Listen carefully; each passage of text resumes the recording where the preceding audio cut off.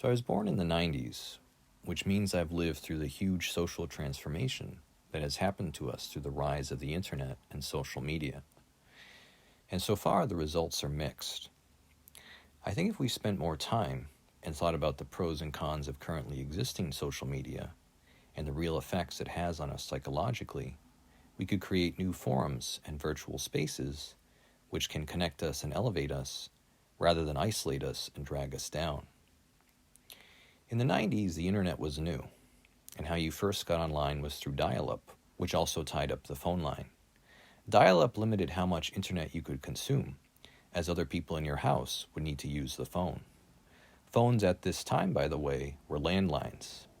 That in itself was a huge transformation, which took only 30 years, with us transitioning from the landline to everyone having a personal phone.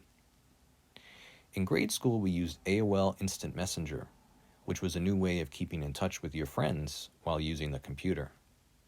It was there where I was first exposed to online writing and its abbreviations. This was the beginning of early internet culture. Skype also existed, but video chat was only really embraced by people after the COVID lockdowns in 2020. The early internet was limited to mostly young men, and I remember a trope on 4chan in the 2000s was that there were, quote, no women on the internet. The early internet was mostly dedicated to online gaming, which was male-dominated.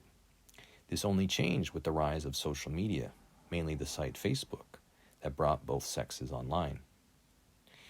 If you think of what motivates the psychologies of each gender, men get fulfillment through achieving something in a virtual environment. When they play a computer game, they're gratifying these inner needs they have for competence and autonomy. Women, in contrast, are more invested in the social universe. This doesn't mean that men aren't social, but the sexes are social in different ways. If you look at Discord or Steam, men actually develop very intimate friendships based on common interests. But what's interesting is these friendships are often pseudonymous. Men interact with and are friends with people for years, who they never even learn the real names or personal lives of. Women are invested in the non-pseudonymous social world. When they're online, they want to situate and advance themselves socially. They don't want an artificial persona. They want the avatar they build online to be themselves, or an idealization of themselves, something they can project to others as a means to advance themselves, hierarchically. So this is why it was MySpace, Facebook, and Instagram that brought women onto the internet. At the same time, the rise of the so-called life comparison apps have created a new social crisis. Jonathan Haidt has shown us some of the data about this, that the more time you spend on Instagram, particularly as a young woman, the higher your levels of anxiety and depression are. I think the reason for this is that these websites show an idealization of someone's life and don't portray the weaknesses and setbacks that are a core part of the human experience.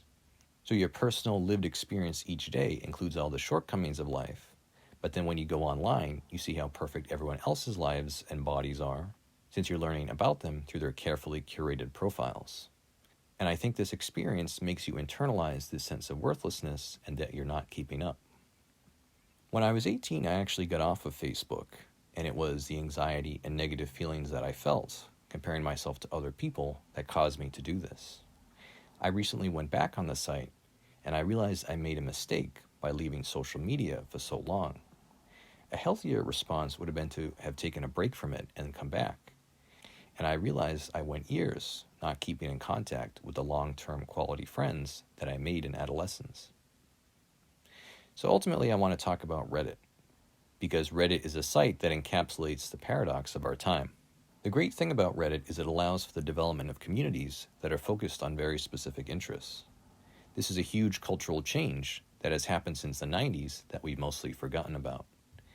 In the 90s, if you had a niche or an esoteric hobby, like you were very enthusiastic about Spider-Man or Diablo, you'd face stigma by others and you'd be labeled as a nerd or a geek. These originally weren't positive terms. They meant that you were not well socialized, that you had imbalanced interests, and that you didn't fit in a normative way. What Reddit did was create subreddits specialized around these different topics. It allowed for the creation of communities for individuals who previously would have pursued their interests in isolation. So this is a great strength of Reddit and a great cultural contribution that it's had. Another strength of Reddit is allowing you to get specialized answers to questions. In the 2010s, the reason I ended up joining Reddit is whenever I had a question and typed it into Google, I learned to add the word Reddit at the end of my search. That way, I would find someone who was an expert, or might be an expert on the topic, and get the answer to something that was specific and clear. I did see Reddit recently added Reddit answers to its core functions, so that is them identifying one of the strengths of the app. So having identified these positives, let's talk about the downsides of Reddit. And I already said that the main problem is this contradiction that lies at the core of modern social media. That you're able to interact with more people than we have ever before. But the problem is, first, they're pseudonymous, which makes our interactions very depersonalizing. And second, we're interacting with new people every time we engage with the app. So this gets at a core element to human psychology. We crave community and we want to interact with the same circle of individuals over long periods of time. Doing that allows us to develop relationships and intimacy in the sense that we matter. To give you an example from internet history, you can see this in the nostalgia people have for the unique social experience that World of Warcraft was when it first came out. In the game, you played a long duration as one avatar because of the time investment required to get to the level cap, and you were on the same server with thousands of people who you'd interact with continually. Even if you weren't keeping track, you'd encounter the same people you saw in Westfall or a starter zone that you'd see later in Blackrock Depths at the end of the game. If you did something that gave you a reputation, positive or negative, that reputation would persist, and you would exist with it as a part of the social universe. Another example is when I was in high school and I was a part of the community of the school. One of the challenges of youth is having to navigate this and understand your place in it. At the same time, the forced community of high school still makes you feel included and part of a larger group, even if you don't want to identify with it. And you quickly realize that when you're out of high school and not a part of a community, how isolated it can make you feel. People sometimes talk about the decline of religion and how it's a big part of our modern unhappiness. And if you think about this, this was a massive social change. There was a shift from the mandatory church attendance of the 90s, which was still part of the culture then, to our present social atomization. Even taking the spiritual aspect out of it, you see how religion helped fulfill these psychological needs, where the human being wants to be a part of an in-group or a community. So I live in New England, and in the 17th and 18th centuries, every community would have been founded around a church. Every town would have had a common where the animals would graze, and everyone would assemble for prayer at the church every Sunday.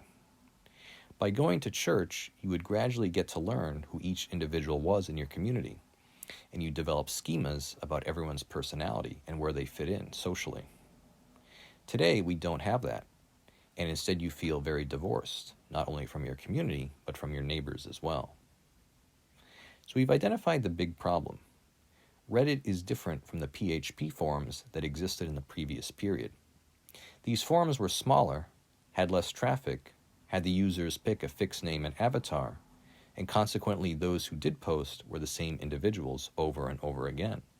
So some of these early forums did gratify those psychological needs we have for intimacy. Let's unpack more of the downsides of Reddit. An often cited problem with the site is its echo chambers.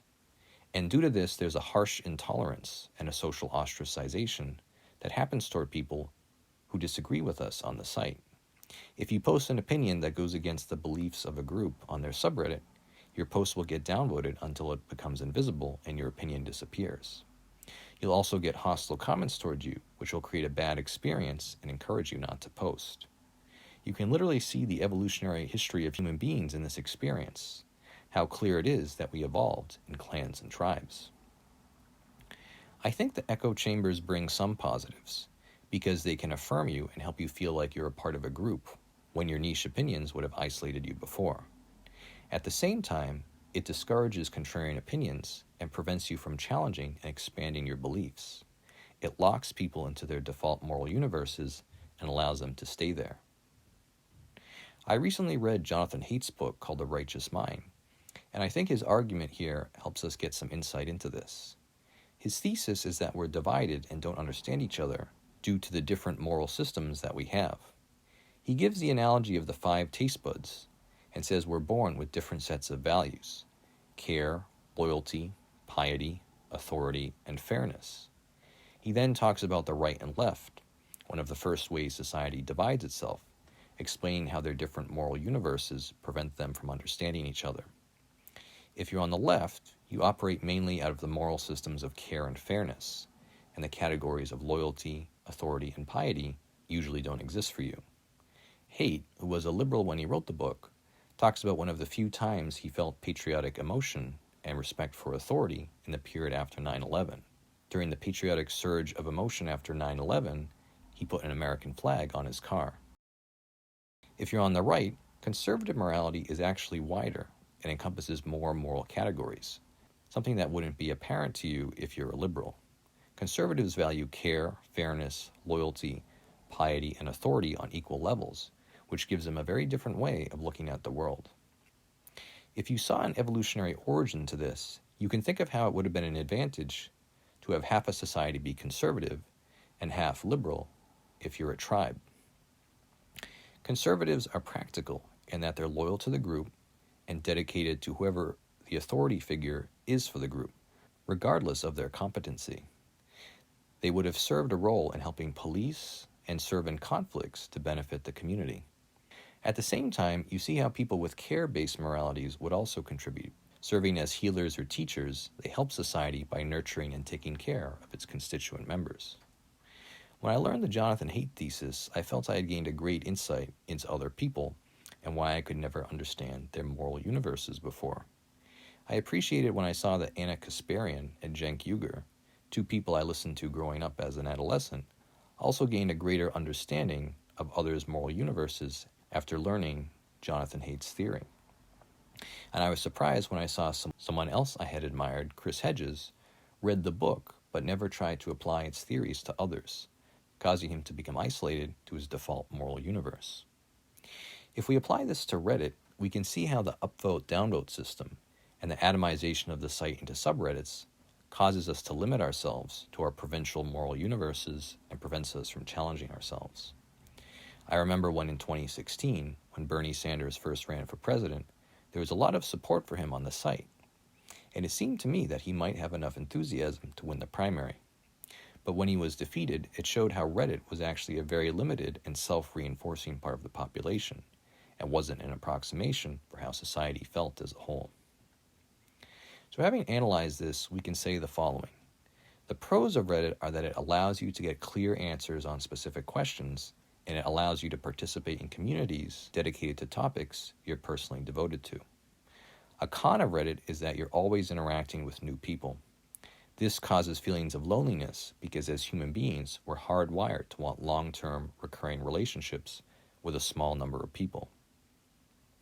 On Reddit, we're interacting with hundreds of different and unique individuals, and because it's always someone new, it causes us to feel personally impoverished.